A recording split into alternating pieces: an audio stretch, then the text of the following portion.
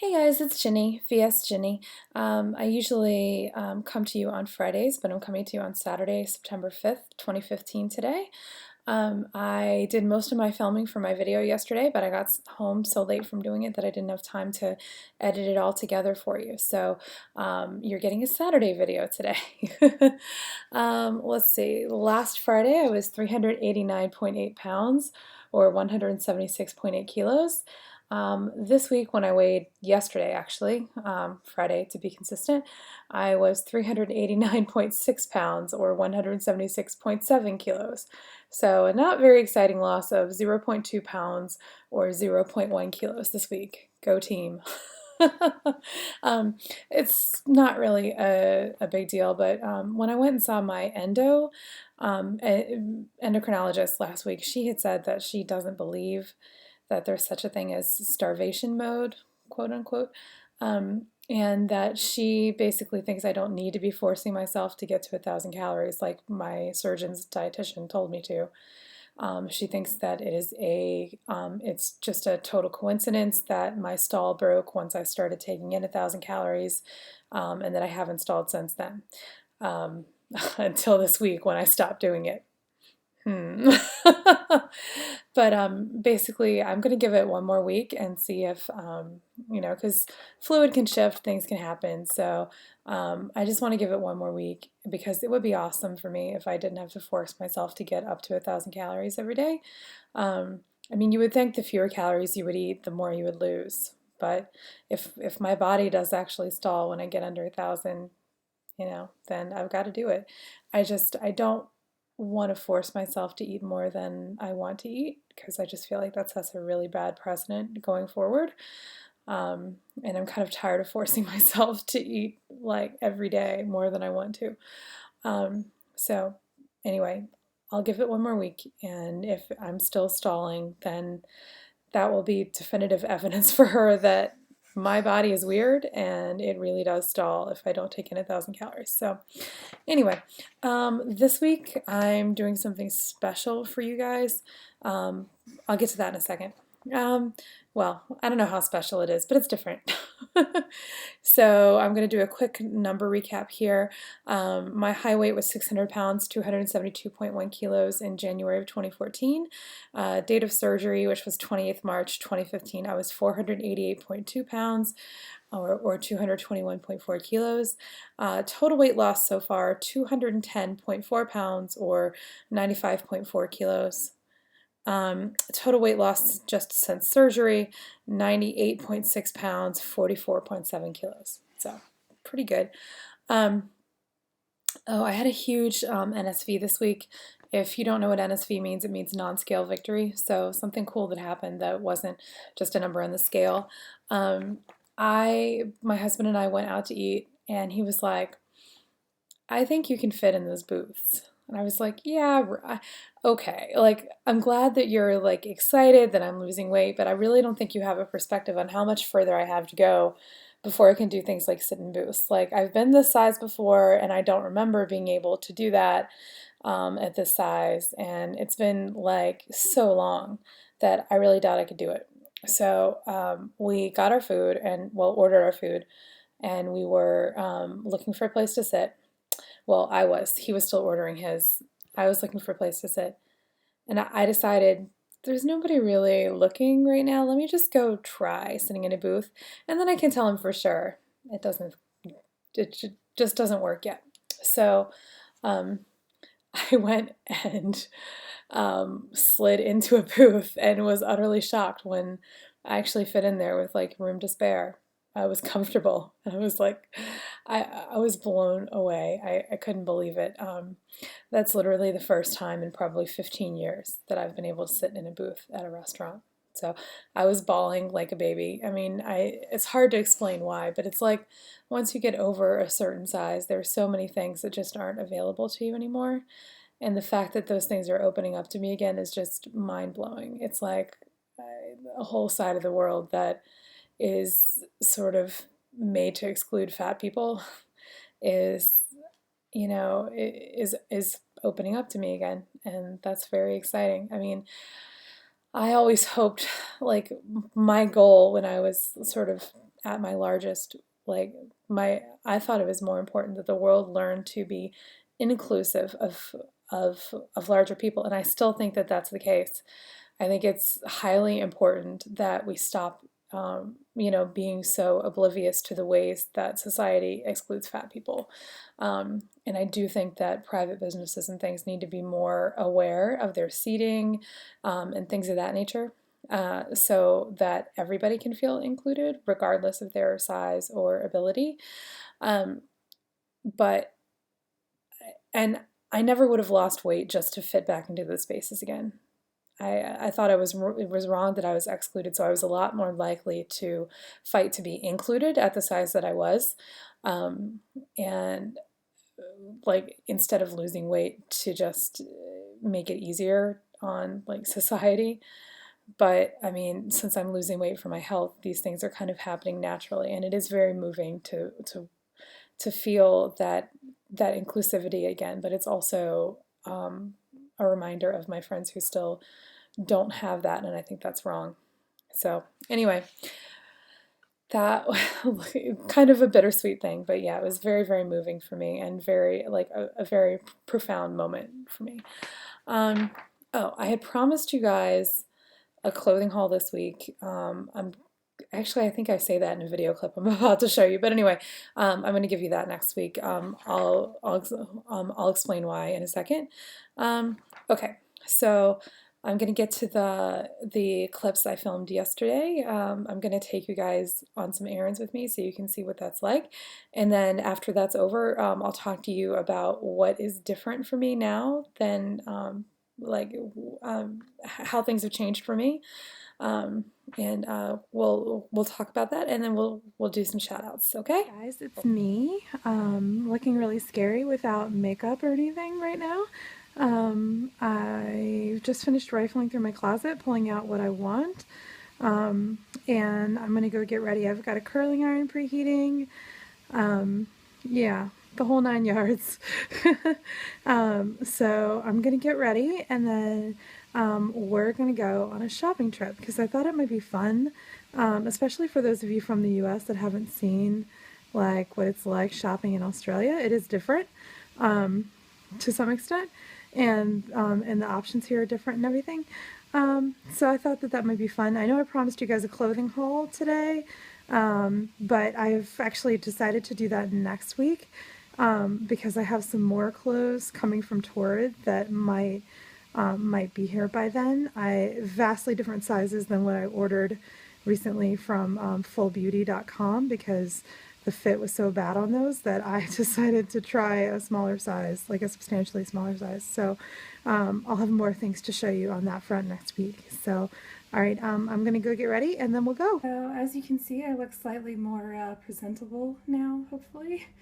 And I don't know if you can see them, probably not, polka dot leggings on today in honor of Nirvana, with whom I was just talking about polka dots earlier today. Okay, so I've talked to hubby, and he wants our favorite like low-carb Mexican pork roast recipe for dinner. So I'm going to make that really quickly. I'll do a separate video for that if anybody wants to look at the recipe. And then we'll go out. It is an absolutely gorgeous day here, and I'm just sitting here waiting for my bus. I've walked all the way here from my house. I'm not going to say how far that was, public YouTube video and all that. But everywhere along this journey there are NSVs for me. The walk here used to feel long. There's a train station near here that has 3 flights of stairs that used to be really hard for me. It's much easier. So yeah, everywhere along this little adventure today are like reminders of how far I've come. I've put in headphones largely so I don't look like the crazy lady talking to herself, although I still might. So when I get to the grocery store, if it's like way too awkward, I may just do some video and do a voice overlay, or like maybe even photos. We'll see. So anyway, waiting on the bus, and as soon as it gets here, we'll do something else.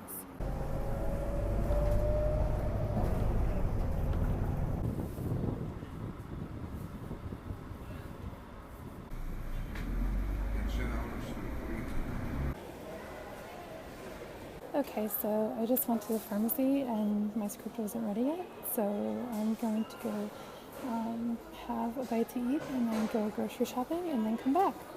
Food court is very carb laden. There's very few places in here that aren't like super duper heavy in carbs, so I went to a sandwich place and just had them put some sandwich toppings in a bowl for me, makeshift salad. So we have tuna, avocado, cheese, sun-dried tomatoes, lettuce and tomato. I think that's it. And I just had them throw some balsamic vinegar on top of it. So nice and protein heavy and a few veggies. And yeah, I'll eat what I can and take the rest home. So what you'll notice here is that these green bell peppers are called capsicums here. And we are actually buying some of this. This is coriander, aka cilantro in the US. And a little rare sliced roast beef from the deli, which I like to wrap around this Boursin cheese, which is delicious. Love it. And then we have some delicious looking Vietnamese style marinated salmon, which looks very yummy. And then we have some full cream, aka whole milk, tomato paste, and sour cream for tonight, and hubby's favorite home brand hair gel. And finally, lots of plain Chobani yogurt, which is really high in protein. Yay! Okay, so I'm doing a voiceover again here so that I'm not the creepy person at the bus station talking to themselves.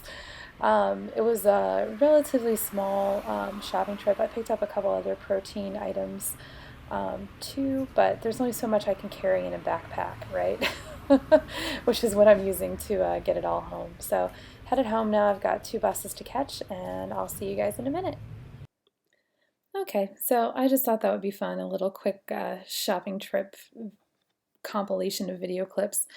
Um, so, oh, and one thing that's very different about shopping here, the all 4 wheels on shopping carts or shopping trolleys, as they call them here, turn like 360 degrees, and you don't even understand what that means, or it's just something that we take for granted in the US that only the 2 back wheels turn. Wait, I can't remember if it's the 2 front and the 2 back that turn in the US, but anyway, only 2 of them turn, and it actually makes the carts really stable, and they're good for like leaning on for people who are, you know, mobility impaired or handicapped or, you know, disabled, and they aren't good for that here. You can't really lean on them. They'll just go sideways. And it's really hard to kind of push them around, especially when they get really full and heavy. It's a serious workout, to the point where when my husband and I do big shopping trips together, I always hand off the cart to him at the end because I can't. You literally end up like dragging it instead of pushing it. It's that bad. I don't know why they don't change that here, but anyway. Enough about Australian shopping carts. So you saw me take 2 different buses to get there. And if you think about it, okay, so I've got to walk from home to the bus stop. And then I take the bus to a train station where I walk through the train station and I find a second bus stop where I catch the second bus, which I'm on for a while. And then once I get off that second bus, I have to walk to the shopping center from there. It's not too far from the bus stop. And then I have to walk through the shopping center to the Woolworths, in this case, where I was shopping. I have to walk all around that store to get what I need, which is a lot of walking, or it used to be a lot of walking. And then I have to do it all in reverse to get home, only with like a zillion pounds or kilos of groceries on my back in a backpack. Generally, when we go grocery shopping, my husband drives. We you know, it's much easier. But the fact that I can do this now is like, it feels like a huge accomplishment for me, because my day of walking used to be drive to the parking garage at work, walk from the parking garage to the building next door where my work was, walk into the building to the elevator, walk from the elevator to my office, which was right, you know, it was seriously close. I did very, very little walking. Like that was all the walking I did all day long, you know. And the fact that I can go out and take public transport and do all these errands, and do all these like different little shopping trips and things is huge for me. I mean, eh, and that I don't even really think about how huge it is until I kind of get home and it hits me what I just did, you know? Like, I can go shopping, like, I can go grocery shopping and do other things in the same day. Like, grocery shopping doesn't totally wipe me out like it used to. Um, and, I can go run a bunch of errands together. And now I can do it like it used to be. Like when I first got here, I had to kind of space it out a little, my busy days when I went out and did things. Not anymore. I can do several in a row. It's a really good feeling being able to get around more and do more. It's very freeing, very emotionally so. So, anyway, that's basically what I wanted to say. Um, and okay, so some quick shout outs. I want to give a shout out to Nirvana, who made it to the 200s this week. She was really like emotional about it. And I totally get that. I can only imagine what that's going to feel like when I eventually, in a year or so, probably get there. You are amazing, and I'm so happy for you. And then Monica Sleeve McQueen, she recently did a ropes course for her son's birthday, which is just incredible. You should go watch her video if you haven't yet. It's very moving, and her son says something. I won't spoil it for you, but it's very sweet, and it's obvious that this is a really huge NSV for her. So incredibly, incredibly proud of her. So anyway, I'll see you guys next week, and I promise I will do a clothing haul. Okay, bye.